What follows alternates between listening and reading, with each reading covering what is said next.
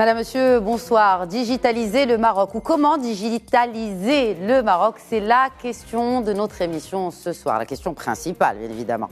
L'ambition ne date pas d'hier et ce ne sont pas les stratégies qui ont manqué ces dernières années. Pourquoi alors notre transformation digitale manque de vélocité? Selon l'indice de qualité numérique Digital Quality of Life Index, le Maroc se classe au 71e rang mondial sur 117 pays. Et l'équation est simple, avec une qualité de l'Internet mi-figue, mi-raisin, comment envisager une émergence digitale d'une nation et de son économie? Bonne nouvelle, cela dit, et une première nationale et continentale. La capitale Rabat accueillera les 7 et 8 décembre prochains l'organisation du Congrès national sur l'écosystème 5G. Et avec l'accélération de la digitalisation, jamais autant de données n'ont été générées. Quid de la protection de cette data, quid aussi de son exploitation à des fins économiques? Comment digitaliser une économie sans un réseau en bonne et due forme de data centers locaux? Le Maroc est en train de réaliser une prouesse sociale inédite, celle de la généralisation de la protection sociale. Alors il y a un lien, je vous l'explique. L'implémentation du registre social unifié, le RSU, sonnera-t-il la mise en orbite ou sur orbite une fois pour toutes de l'IGOV? L'IGOV bien lancé sera-t-il enfin une des locomotives qui propulsera le Maroc dans la cour des grands de l'IT? Comment, si les maillons faibles mais à fort potentiel, nommément la TPE-PME, n'y adhèrent pas? Car le virage digital n'est simple ni à adopter, encore moins à financer. Pourtant, des solutions existent. Et puisqu'on parle de solutions, l'offre Maroc est-elle compétitive? Nous répondrons à toutes ces questions ce soir en compagnie des experts présents sur le plateau ce soir. Je commencerai par l'expert en IT et télécom, Khalid Ziani. Bonsoir. Bonsoir. Bienvenue sur ce plateau. C'est un plaisir d'être à nouveau parmi vous. Vous partagez, largement partagé. À vos côtés, Tariq Fedli, grand spécialiste du IGOV, anciennement administrateur de l'Agence du développement du digital, cofondateur et président d'Algo Consulting. Bonsoir Tariq Fedli. Bonsoir, merci pour l'invitation. Merci à vous de l'accepter. Et j'ai l'immense plaisir d'accueillir le directeur général adjoint de la Bourse de Casablanca, grand expert des solutions IT de notre pays, Mohamed Saad. Bonsoir. Merci la Khadija, merci pour l'invitation. Mais je vous ai invité, ce n'était pas anodin parce que vous êtes ce qu'on appelle un digital optimistique. On va peut-être sentir cet optimisme, on en a besoin en tout cas. Mais avant, peut-être un état des lieux avec vous, Khalid Ziani, pour commencer. Un état des lieux de l'infrastructure, parce qu'il s'agit de l'ossature de toute transformation digitale, l'infrastructure. Et commençons par l'infrastructure télécom. Alors, le sujet de partage et de mutualisation divise. Pourquoi? Alors, c'est un sujet fondamental parce que c'est la clé de comment généraliser l'accès aux infrastructures télécom à tous les Marocains sur l'ensemble du territoire. Et la clé, c'est de pouvoir mutualiser ces coûts d'infrastructure qui sont très importants. On a vécu jusqu'à présent sur un système et un écosystème des télécoms où les opérateurs télécoms détiennent à la fois les métiers des services télécoms, mais également la partie infrastructure. Et le biais de ce système, et qui montre ses limites, c'est que chaque opérateur tire son câble dans les villes ou sur les autoroutes et ainsi de suite, d'une manière seule, ce qui ne permet pas la mutualisation.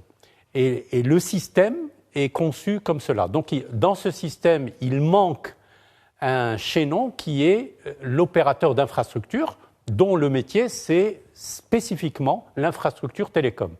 Donc, ça ne veut pas dire que cela est du ressort d'un opérateur télécom. Voilà. Donc, il devrait y avoir un tierce opérateur. Voilà. Et cet opérateur offre la possibilité de mutualiser pour les opérateurs de services télécoms leurs infrastructures et de diminuer leurs coûts. Et autre avantage, pour les Marocains, ils le comprendront, c'est qu'ils ne verront qu'une seule fois les tranchées dans leur rue, au lieu d'en avoir 3 et à des périodes différentes. Et ce changement d'écosystème, c'est-à-dire l'introduction des opérateurs d'infrastructure, est absolument nécessaire nous en avons besoin pour passer le palier après vers les nouvelles technologies de 5G, le fibrage. Alors justement, parlons du fibrage. Puisque vous parlez de fibre optique, est-ce que justement cette expérience de fibre optique est une réussite pour notre pays? Alors nous avons accusé beaucoup de retard par rapport à nos voisins, même africains.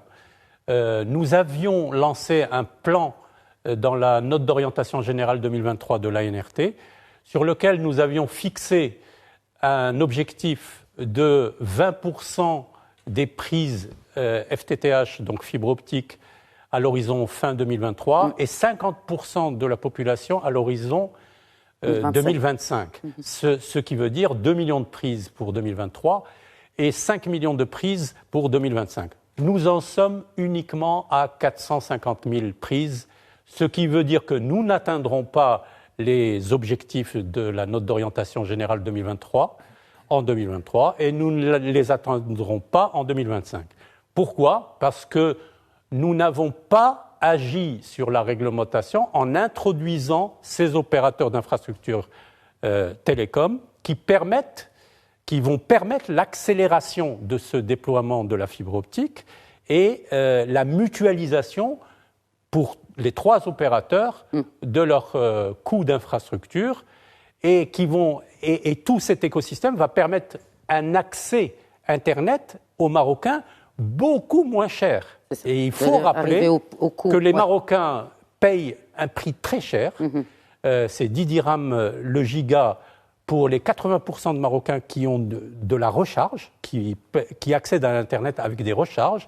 Ils payent 10 dirhams le giga, ce qui est un prix très très élevé par rapport à l'ensemble des pays du monde. Et ce qui vaut notre classement à la 73e place sur 117 pays. On est 82e pour l'infrastructure télécom. Et c'est l'infrastructure télécom qui accuse ce retard. Nous ne progresserons que si nous réformons notre réglementation en introduisant les opérateurs d'infrastructure télécom.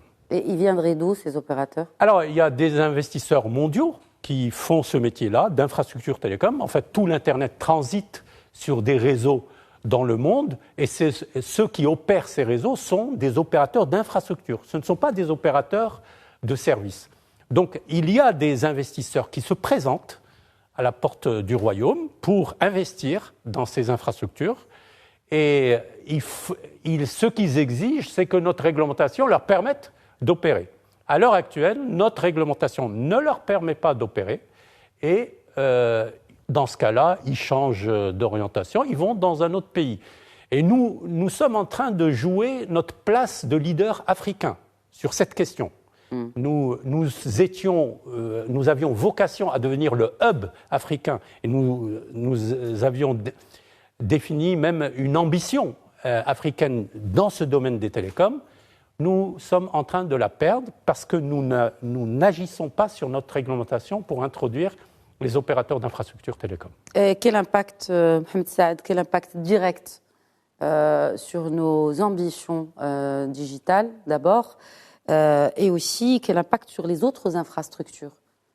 Alors, corrélation directe parce que l'infrastructure télécom, l'accès à Internet et à l'accès aux télécoms est on va dire, un besoin physiologique, selon Maslow, si on reprend ce comparatif, pour l'entreprise, mais aussi pour le citoyen. Alors, pour l'entreprise, un secteur que je connais assez bien et donc dans lequel je baigne depuis un certain nombre d'années, et là, on ne parle pas de l'axe Casaraba ou Casa-Knetra.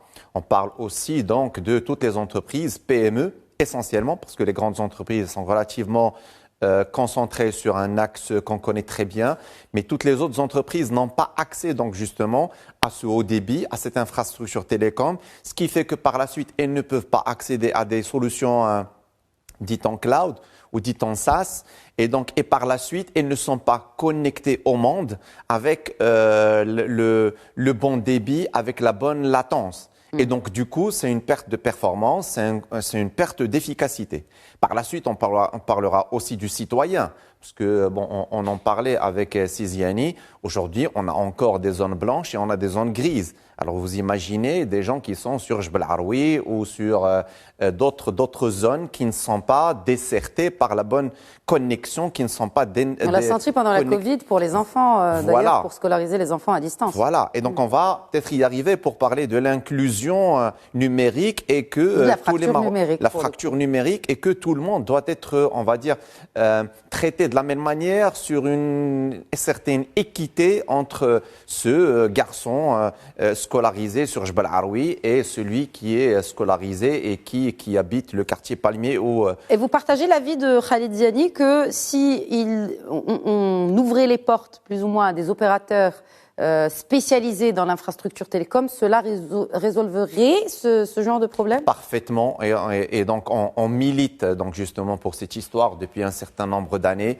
On va voir que sur certains quartiers de Casablanca qui sont charcutés d'un peu partout parce que tout le monde veut passer son câble, alors que si on le faisait d'une manière intelligente et qu'il y ait un seul opérateur infrastructure qui viendrait mettre un gros tuyau et que tout le monde, enfin les 3 opérateurs puissent passer leur câble télécom, on y gagnera. Et puis par la suite, on pourrait aussi, cet opérateur infrastructure pourrait aussi se déployer dans toutes les zones et toutes les régions du Maroc et on y gagnera en efficacité, en coût, que l'entreprise aussi, elle va gagner parce que le fait que les 3 opérateurs opèrent ces investissements comme ça, il répercute sur le coût des télécoms. Et puis, ça se répercute aussi sur le citoyen. Et donc, investir 3 fois sur la même chose ferait que les coûts, donc on va en parler aussi, que nous ne sommes pas très compétitifs. Nous allons y arriver. Quand on se compare à l'Europe ou à d'autres pays africains. Qu'en est-il de l'infrastructure cloud?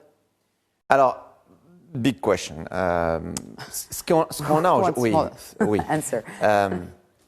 ce qu'on a aujourd'hui, c'est qu'on a des mètres carrés salle blanche. Hein. On a quelques offres sur Casablanca, Stade, Tanger, Rabat, Mera, et donc encore une fois les zones très très connues. Nous avons des mètres carrés et donc nous avons des zones blanches, c'est-à-dire que vous pouvez venir avec votre big server ou votre rack. Les gens, ils sont là pour vous offrir le meilleur data center, le meilleur emplacement, tier 3, tier 3+, tier 4, tout ce qu'on veut.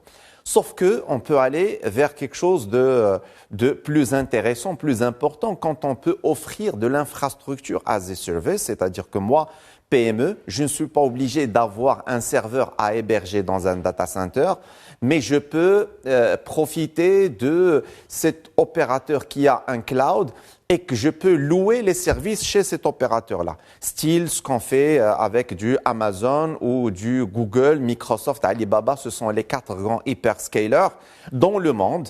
Et donc, le Maroc a besoin d'avoir un ou plusieurs hyperscalers. Ça pourrait aider ces PME à se connecter et acheter du service as you go, c'est-à-dire que je ne suis pas obligé d'investir, j'achète le service le temps dont j'ai besoin et puis je coupe quand j'en ai plus besoin.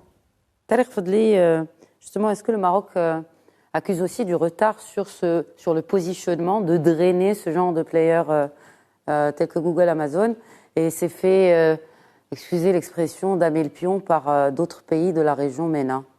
Je dirais que la réponse est oui, sans langue de bois. On a tendance à un petit peu voir ce qui se fait dans d'autres pays. Pour moi, il y a un exemple, par exemple ce qu'a fait la France avec Microsoft en négociation. Donc Microsoft aujourd'hui a 2 de ses, je dirais, 40 ou 60 nœuds de cloud qui sont maintenant basés en France. Bon, je ne sais pas si c'est 2 ou plus, mais c'était un investissement. C'est quoi 62 pour les gens qui ne sont pas initiés? En fait, c'est des data centers qui font partie du grand cloud de Microsoft. En fait, le cloud de Google, Alibaba, Amazon, en fait, c'est pas un seul endroit, c'est éparpillé partout dans le monde pour la redondance, pour la haute disponibilité. Et ce qu'a fait la France, c'est qu'elle a mis sur la table, par exemple, leur gendarmerie. Ils ont dit, voilà, on peut héberger les données de notre gendarmerie sur votre cloud à condition que vous ramenez un nœud, c'est-à-dire une partie de votre cloud ici sur le sol français. Et je pense qu'ils ont investi plus de 2 milliards d'euros pour le faire. Et c'est ça la différence entre un data center et un cloud. Un cloud, c'est minimum 1 ou 2% de notre PIB. Donc c'est normal que ça ne va pas être la priorité du pays prochainement, peut-être un jour. Mais il faut créer ces alliances avec ces géants qui connaissent le métier, qui ont le savoir-faire, qui ont l'historique.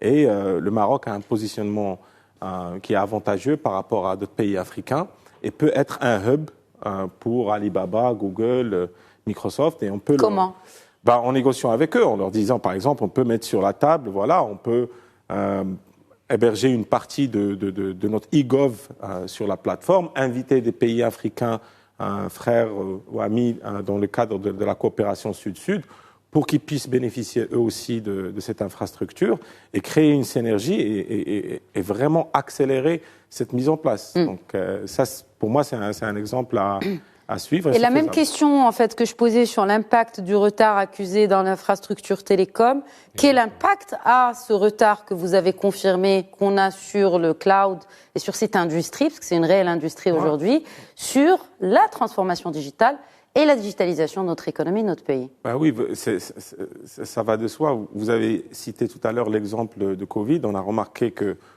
y a le besoin d'infrastructures d'abord, le besoin de cloud, d'hébergement, data center et l'accessibilité aux devices. On a vu durant Covid des enfants qui faisaient leurs devoirs sur des téléphones mobiles.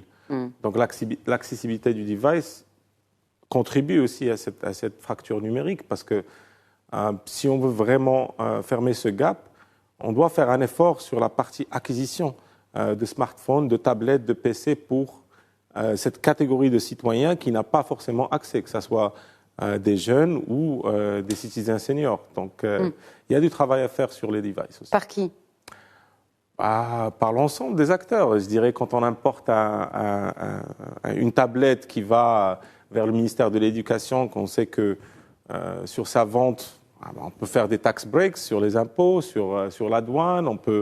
Il y a beaucoup de choses qu'on puisse faire pour diminuer ce prix, cette barrière à l'entrée à l'appareil. On parle de tablette en moyenne, on parle de 800 dirhams. C'est pas accessible pour tout le monde. Donc il y a des constructeurs locaux aussi qu'il faut encourager dans nos zones industrielles qui fabriquent des tablettes 100% marocaines et voir quelle synergie on peut monter avec eux aussi. Khalid Ziani, peut-être quelque chose à ajouter? J'ai vu que vous vouliez rebondir sur... Justement, je voulais faire le lien entre la problématique des infrastructures télécom et le cloud computing. Ce qu'il faut savoir, c'est que le cloud computing, et notamment ces très grands acteurs de cloud, ont besoin de très gros tuyaux télécom. Ils utilisent ce qu'on appelle des fibres noires sur lesquelles transitent des téraoctets de... Pourquoi ? Parce que leurs data centers sont interconnectés dans le monde entier pour assurer la redondance. Et ils se sont présentés, donc ces acteurs de cloud, au Maroc. Google, notamment, s'est présenté dernièrement, puisqu'il a élu le Maroc comme une zone éligible et il a donné ses prérequis. Et parmi les prérequis, il y avait les télécoms, l'infrastructure télécom, et ils voulaient que leur atterrissage de leur câble sous-marin atterrisse au Maroc vers un opérateur d'infrastructure télécom neutre, open access, pas les 3 opérateurs commerciaux. Et il n'y a pas eu de réponse. Non, parce qu'il n'existe pas, cet opérateur. Alors d'abord, il n'existe pas. 2, la réglementation ne le permet pas. Mais ils peuvent s'adosser à un opérateur d'infrastructure qui veut investir au Maroc. C'est parfaitement possible. Et actuellement, nous sommes dans une fenêtre où nous avons cette possibilité-là de faire évoluer notre réglementation et permettre à Google de venir au Maroc et notamment d'installer ces data centers pour desservir la plaque africaine. Ce qu'il faut savoir, c'est que les flux de données sont par plaque. Donc la plaque africaine, à l'heure actuelle, dépend de la plaque européenne. C'est-à-dire que les data centers sont en Europe pour desservir toute l'Afrique. Les Google et les GAFAM ont un besoin de diversifier leur vis-à-vis de chaque continent pour plusieurs raisons. Donc, ils envisagent, c'est dans leur plan, de se connecter à la plaque africaine. Ils ont déjà tiré un câble qui s'appelle Equiano pour Google, qui fait le tour de l'Afrique, un câble sous-marin. Ils prévoient des points d'atterrissage dans chaque pays et ils prévoient un lieu, un pays dans lequel ils vont installer leur data center pour desservir la plaque africaine. Le Maroc a tous les atouts pour le faire. Le premier atout, c'est l'énergie. Le Maroc est très en avance sur les énergies renouvelables. Donc, il permet à ses acteurs de proposer des data centers décarbonés. Donc, ça, c'est un atout fantastique qu'a le Maroc. Il manque la partie télécom. Dans la partie télécom, ces opérateurs exigent des opérateurs d'infrastructure open access. On appelle ça open access, neutre et à très haut débit, avec des capacités de fibre très élevées, reliés à l'Europe. Et relié, il y a même le projet d'un câble direct entre les États-Unis et le Maroc. Ce projet existe, mais il faut que nos institutions marocaines préparent Nommément Khalid Ziani, ces institutions. Nous avons par exemple l'ANRT qui doit absolument adapter les règles aux exigences de Google en citant elle-même d'ailleurs des exigences. Comme contrepartie, je veux que, par exemple, les serveurs de Google qui desservent l'Afrique ou le cache de Google qui dessert l'Afrique soient hébergés au Maroc. Google est parfaitement capable d'accepter cette contrepartie. Mais nous n'avons pas engagé ce type de négociation. Et j'ai bien peur. Google, en général, se donne entre 6 et 12 mois pour décider. C'est ça. Nous sommes dans cette fenêtre. C'est soit on répond, soit on ne répond pas, et on laisse passer l'opportunité. Et Google, à ce moment-là, ira mettre son point hub pour desservir l'Afrique, au Sénégal, puisqu'ils ont déjà le point d'atterrissage, dans d'autres pays aussi éligibles, au Nigeria, où ils ont déjà un point d'atterrissage. On risque de perdre beaucoup, du coup. Nous risquons de perdre notre place de hub africain. Et nous avons l'énorme chance, un énorme atout en plus, c'est que notre position géographique fait qu'on peut desservir à la fois l'Afrique, l'Europe et le Moyen-Orient. Nous sommes dans une position géographique idéale. Donc, soit on fait de la géostratégie et on se dit, nous voulons satisfaire notre ambition d'être le hub numérique de l'Afrique et on adapte nos réglementations, soit on ne le fait pas. Et la 5G, puisqu'on parle toujours d'infrastructure, c'est déjà la moitié de l'émission, enfin le temps passe vite. On n'a pas parlé de 5G, du développement ou du lancement déjà, c'était prévu en 2023 ? C'est toujours d'actualité ? Le calendrier de la 5G annoncé par la NRT, c'était 2023, l'attribution des licences. La 5G, pour attribuer les licences, il faut passer par des étapes qui sont l'étude des fréquences et ensuite la libération des fréquences qui vont être attribuées. Nous sommes dans l'étape de la libération des fréquences qui vont être attribuées. Nous avons 2 opérateurs qui sont prêts et un 3e opérateur qui n'est pas prêt.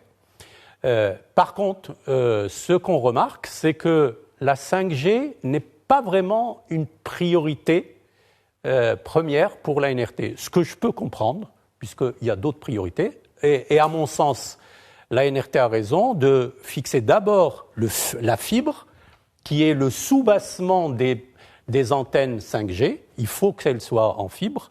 Donc il faut d'abord faire le plan fibre très haut débit qui couvre les 2 millions ou 5 millions de ménages marocains. Et ensuite, ou en parallèle, déployer la 5G. Mais la 5G, si on commence à la déployer en 2024 ou en 2025, on ne changera pas réellement la donne, puisque son déploiement va être très progressif. Il sera d'abord dans les zones denses et ensuite, au fur et à mesure, un peu comme la 4G. Ouais. Mais l'objectif, c'est d'abord fibrer. Si on fibre, nous pouvons à ce moment-là généraliser la 4G et la 5G à horizon 2030. Ça veut dire qu'on n'aura plus de 3G. Et à ce moment-là, on aura approché nos objectifs 2030 d'infrastructures télécom. Alors, l'autre nerf de la guerre, c'est la data. Alors, beaucoup de données, il faut les stocker. On a parlé tout à l'heure des data centers, il faut les protéger, Parce que déjà, on parle aussi de souveraineté numérique. Je sais que le sujet ou en tout cas, ce concept est sujet à débat. Mohamed Saad, où en est le Maroc, notamment sur cette question de protection des données. en tout cas, la réglementation est très bonne. Oui. Elle est bien ficelée. Sur le terrain, il y a du bon boulot qui est fait par la CNDP. Et aujourd'hui, cette protection de données, privacy, elle est en top mind de pratiquement tous les acteurs de marché, que ce soit dans le privé ou dans l'État. Vous avez remarqué que dernièrement, il y a aussi ce programme Data Tika de la CNDP et donc qui a commencé à s'ancrer en fait dans les discussions des conseils d'administration dans le secteur privé, mais aussi au niveau de l'État. Dernièrement, il y a eu ces signatures avec Banque El Maghreb, la DGSN et d'autres intervenants.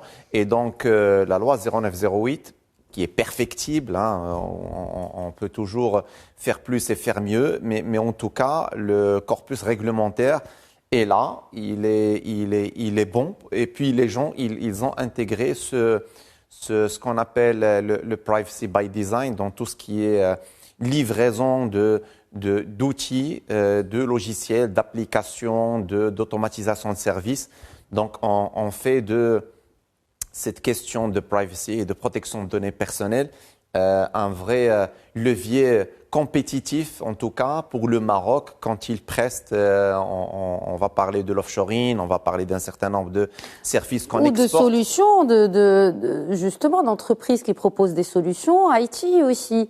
Mais admettons, c'est vraiment une question comme un use case. S'il y a un problème avec une fuite des données d'un opérateur étranger qui vient faire des opérations au Maroc, il y a une fuite de données.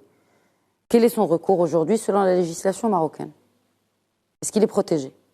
Il est protégé par un certain nombre de lois. Donc, on a parlé de la loi 0908, mais aussi à la loi 0520. Admettons, c'est une entreprise française, par exemple, qui vient au Maroc pour un service particulier et il arrive qu'il y a une fuite des données. On regardera le respect, donc justement, de ce corpus réglementaire par le fournisseur de données, donc le prestataire local, et jusqu'où il est allé dans le respect et l'application de la loi et de tout ce qui s'ensuit. Ouais. D'accord. Est-ce que aujourd'hui, il faut préférer des solutions locales au cloud étranger pour mieux protéger la donnée? Cela vous fait sourire, Khalid Ziani? Je pose la question à Tarek Fadli. Ça dépend des cas. Ça dépend des cas. Je me souviens, il y a quelques années, on nous disait qu'il faut faire attention que les données labellisées ou jugées stratégiques ne doivent pas être hébergées en dehors du territoire marocain. Sauf que on ne sait pas ce qui est stratégique et qu'est-ce qui ne l'est pas.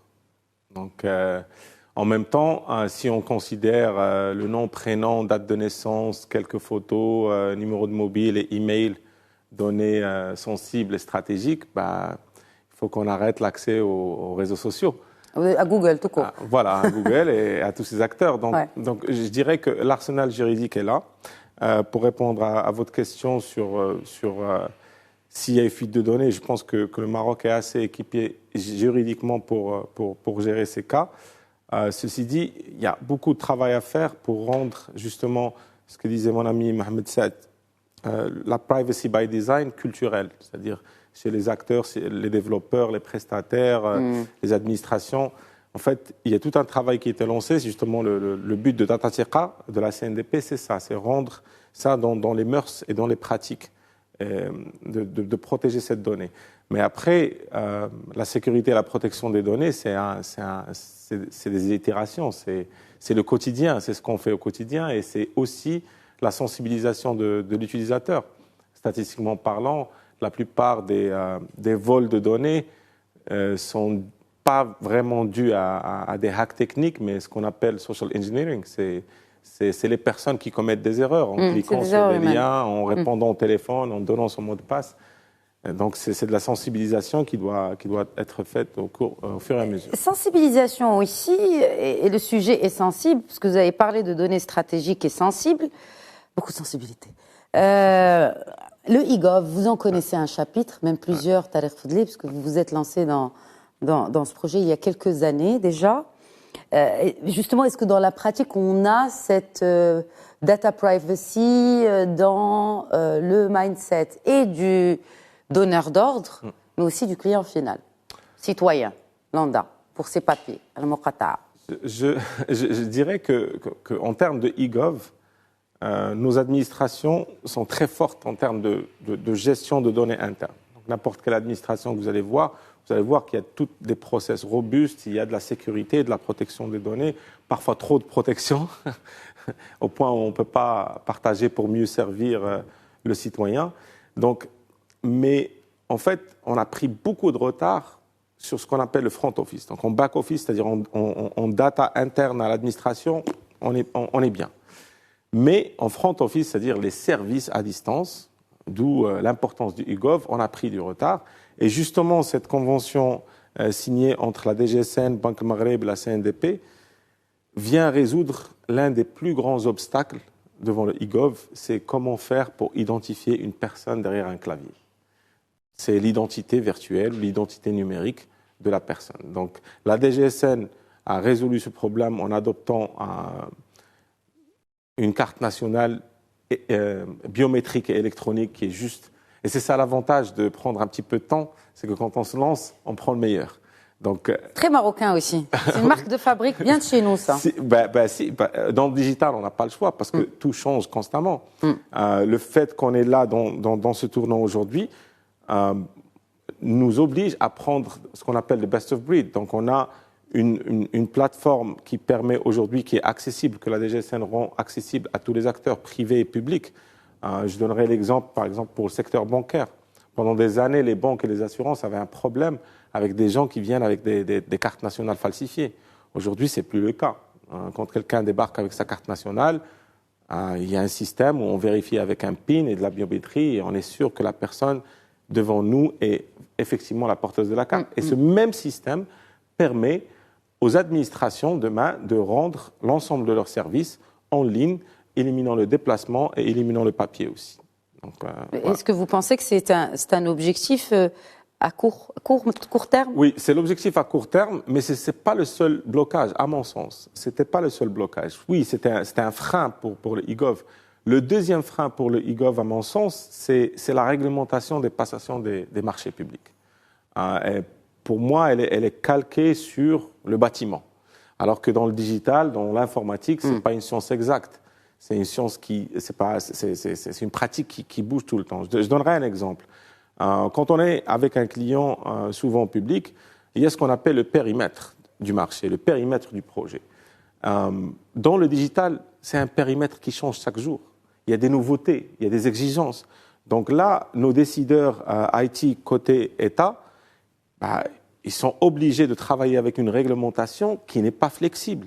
C'est-à-dire, je lance un appel d'offres, un prestataire est attribué le marché, on commence à travailler et là, on découvre, et ça arrive tout le temps, à la plupart des clients, on découvre que changement de stratégie, nouveaux besoins, et là, ce prestataire qui est engagé en forfait doit suivre ce périmètre. Donc, ça crée beaucoup de problèmes. Donc, il y a la partie identification qui vient d'être résolue.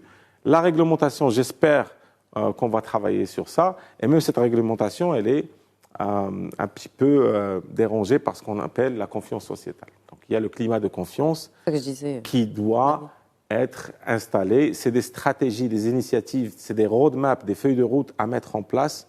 Et ce n'est pas des feuilles de route de 5 ans, 6 ans, c'est 1 an, 2 ans. C'est ça le cycle de vie de projet de digitalisation.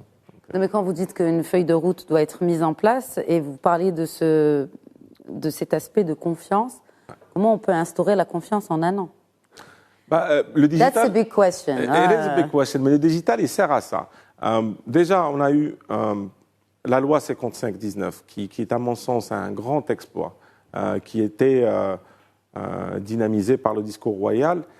Cette loi, en fait, elle incite nos administrations à d'abord faire le tri de leurs procédures. Il y a un travail magnifique qui a été fait où on s'est débarrassé de plus de 800 procédures. Et après, bien sûr, les catégoriser, les publier sur un site web et après passer à leur digitalisation. Donc cette loi, maintenant, il y avait une accélération. Je ne sais pas ce qui s'est passé durant Covid. On avait espéré voir une accélération, mais on a eu un ralentissement, c'est normal. Donc, il y a cet aspect, il y a aussi l'interopérabilité. Aujourd'hui, l'ADD porte un projet qui est structurant pour le e-gov au Maroc, c'est l'interopérabilité. C'est, pour expliquer ça d'une manière non informatique, c'est quand un citoyen vient voir une administration A, cette administration A ne peut pas dire allez chez l'administration B pour chercher un document. C'est cette administration qui doit le faire d'une manière digitale. Mais c'est le partage aussi. Exactement. Alors tout à l'heure, je parlais en tout début de cette émission de la mutualisation ou le partage des infrastructures télécom. En fait, c'est la même chose pour tout, même pour la donnée. C'est culturel. Voilà, c'est ça. C'est culturel parce que partager, c'est humain aussi. C'est partager l'info, c'est partager la sécurité, partager le pouvoir. Donc ça, c'est un phénomène qui est en train de s'affaiblir, je dirais, mais il est important parce que on ne peut pas blâmer ces gens parce que c'est une grande responsabilité. Quand on est un décideur côté État, c'est une grande responsabilité d'ouvrir les données, partager. On n'est pas sûr ce qui va se passer, c'est nouveau, cette interopérabilité, ce cadre, ainsi de suite. Donc, il y a cette réticence, c'est juste, c'est pas de la mauvaise foi, c'est la peur. C'est la peur de prendre la mauvaise décision. Et le digital aussi permet de prendre des décisions et faire des bacs à sable et tester, des sandbox, ainsi de suite. Donc, il y a un sandbox assez intéressant. Bon, c'est pas un sandbox parce que c'est justement à taille réelle, c'est le RSU. C'est le registre social unifié. Khalid Ziani, quel impact de l'implémentation du RSU? Parce que c'est dans le pipe, c'est en marche. Quelle implémentation, quel impact sur la transformation? Alors le RSU est essentiel dans toutes les politiques sociales engagées par Sa Majesté.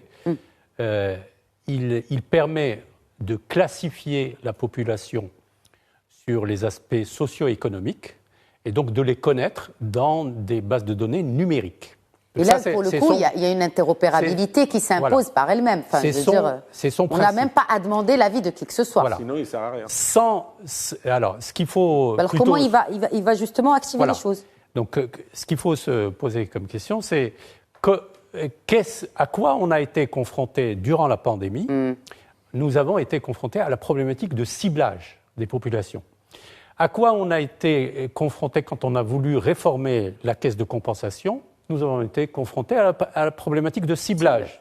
À quoi on a été confrontés lorsqu'il a fallu distribuer des aides? Nous sommes heurtés à la problématique de ciblage. À qui? Comment savoir qui est le pauvre du riche? Comment distinguer? Comment classifier? Tout cela, c'est le RSU qui permet de le faire. Il s'agit d'une base de données qui permet de connaître la situation sociale de chaque ménage, sa composition, ses revenus et éventuellement ses besoins. Et ce RSU, pour le mettre en œuvre, donc il est très avancé, il avait besoin d'une base de données encore plus importante qui est le Registre national des populations, RNP. Le RSU, je pense qu'il est presque achevé. Nous avons actuellement le problème du RNP, c'est-à-dire constituer ce registre national des populations qui recense toutes les populations. Je pense qu'on a fait le RNP parce qu'on n'avait pas la plateforme tiers de confiance qu'a mis en place la DGSN. Notre base de données la plus fiable d'identification des personnes, c'est la base de données de la DGSN, c'est la carte d'identité nationale. C'est la plus fiable à la fois en information et en technologie et en capacité d'authentification. C'est une brique fondamentale qu'a réalisée la DGSN en collaboration avec la CNDP, en plein respect des règles de protection de la vie privée. C'est la mise en place de cette plateforme de tiers de confiance. C'est une brique fondamentale dans l'univers digital marocain, dans la transformation digitale marocaine. Grâce à cette possibilité d'accéder en permanence pour déterminer l'identité de quelqu'un et l'authentifier, nous allons pouvoir faire évoluer quasiment tout le système financier et bancaire, puisque dans tous les process où on exige une identification, nous n'avons plus besoin de présenter la carte physique et se présenter avec son visage pour être reconnu. Nous pouvons être reconnus à distance via son empreinte sur son téléphone ou avec la reconnaissance faciale. cette brique fondamentale change la donne, y compris sur le projet RSU. Nous n'avons pas besoin du RNP, nous pouvons mettre en place le RSU en s'adossant sur la base de données de la DGSN. Est-ce que ces données-là suffisent justement pour cibler? Bien sûr. C'est une question... Alors, le RSU contient les données économiques et sociales des ménages et la composition des ménages. Mais le RNP, vous voulez dire? Le RSU. Le RNP fait double emploi à un moment donné avec la base de la DGSN. Et malheureusement, son déploiement va nous demander beaucoup trop de temps. Or, si vous avez écouté le discours de Sa Majesté, il a relancé 2 fois. Dans son dernier discours, il a dit « Yajibut fe'ilo ». C'est-à-dire il faut le mettre en place pour le RSU. Parce que sans le RSU, nous ne pouvons pas faire la deuxième partie qui sont les allocations familiales, donc la partie aide sociale, puisqu'il se base essentiellement sur ce RSU. Nous ne pouvons pas non plus réformer la caisse de compensation sur, par exemple, la subvention aux bouteilles de gaz. Nous ne pouvons pas mettre en place ça sans ce RSU.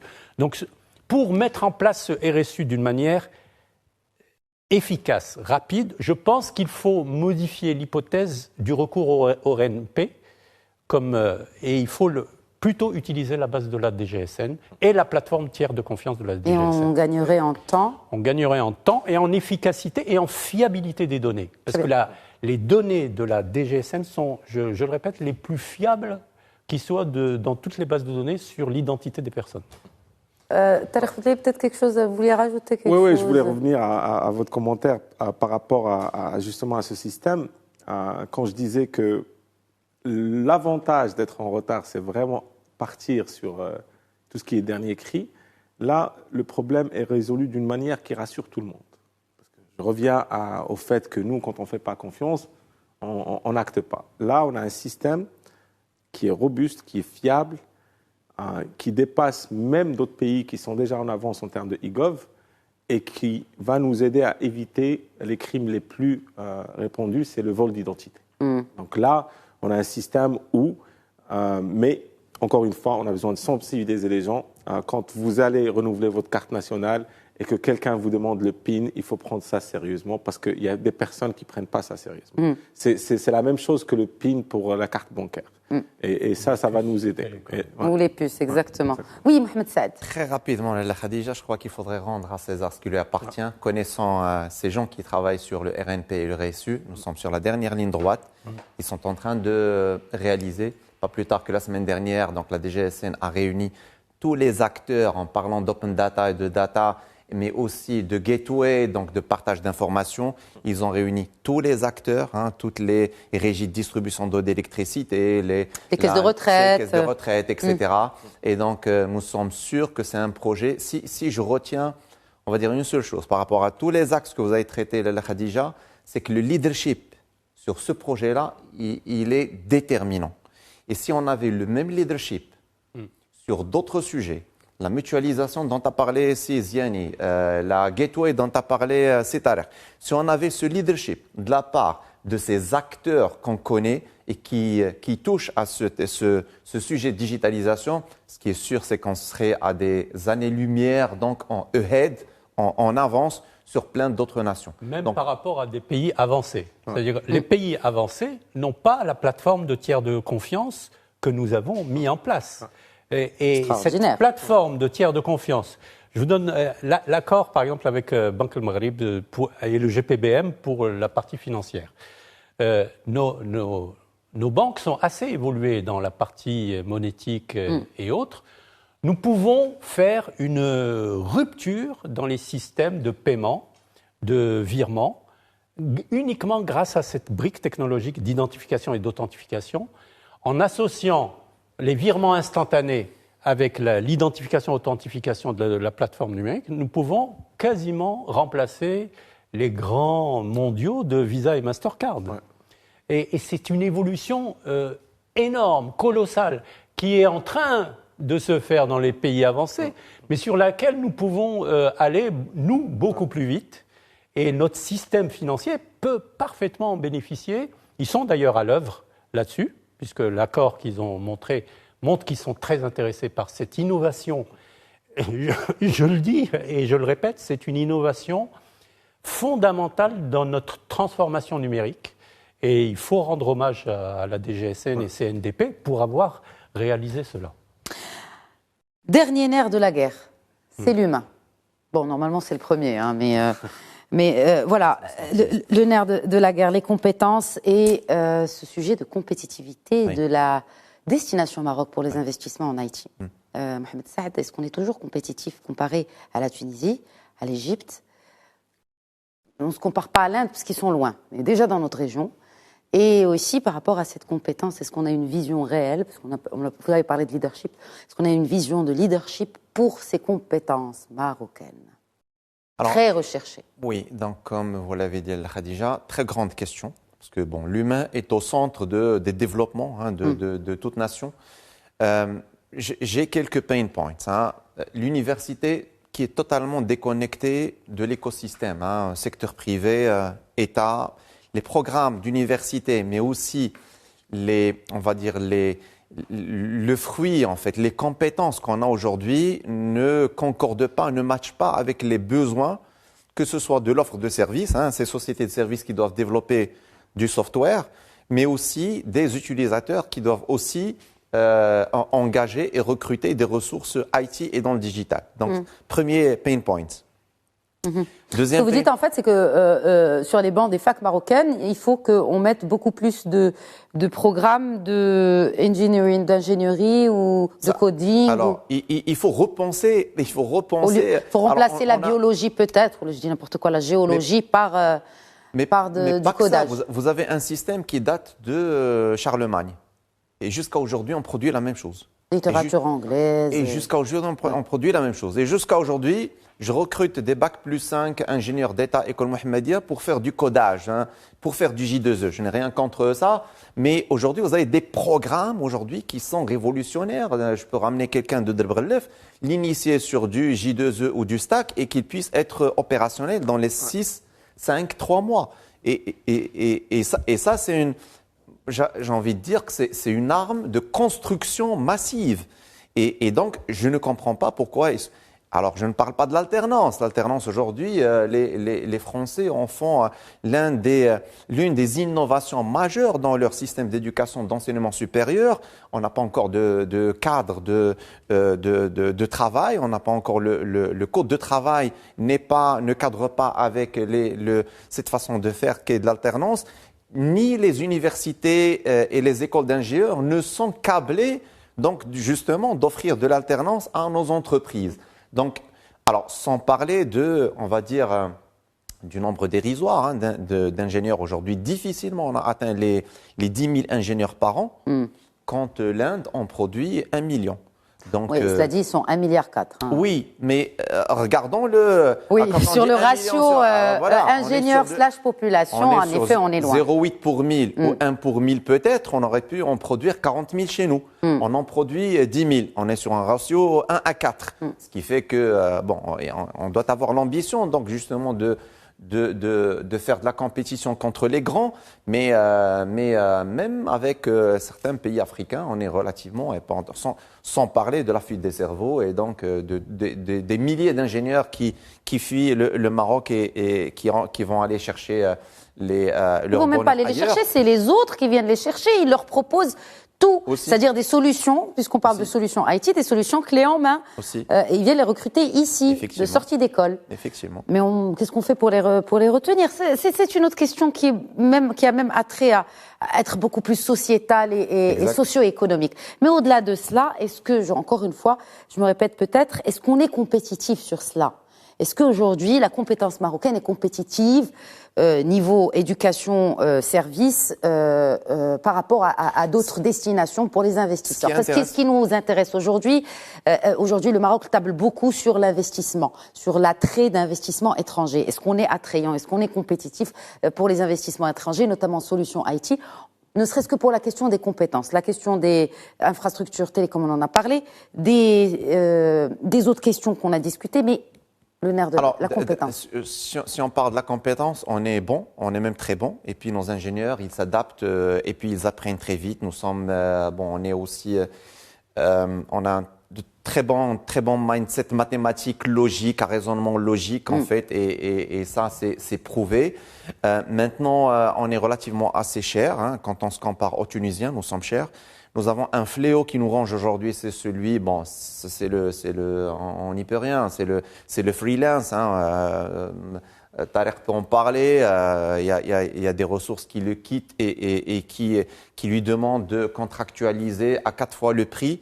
Le prix est répercuté sur le marché et donc répercuté sur le marché, sur la PME qui voit en fait ses coûts flamber aussi bien dans la ressource que dans le service qu'elle achète à l'offre de services et aux sociétés de services au coût du logiciel, mais aussi dans tout ce qui est logiciel importé d'ailleurs. Je ne sais pas si vous êtes au courant, aujourd'hui, les prix de l'infrastructure, il a augmenté de 30-40% du fait du dollar.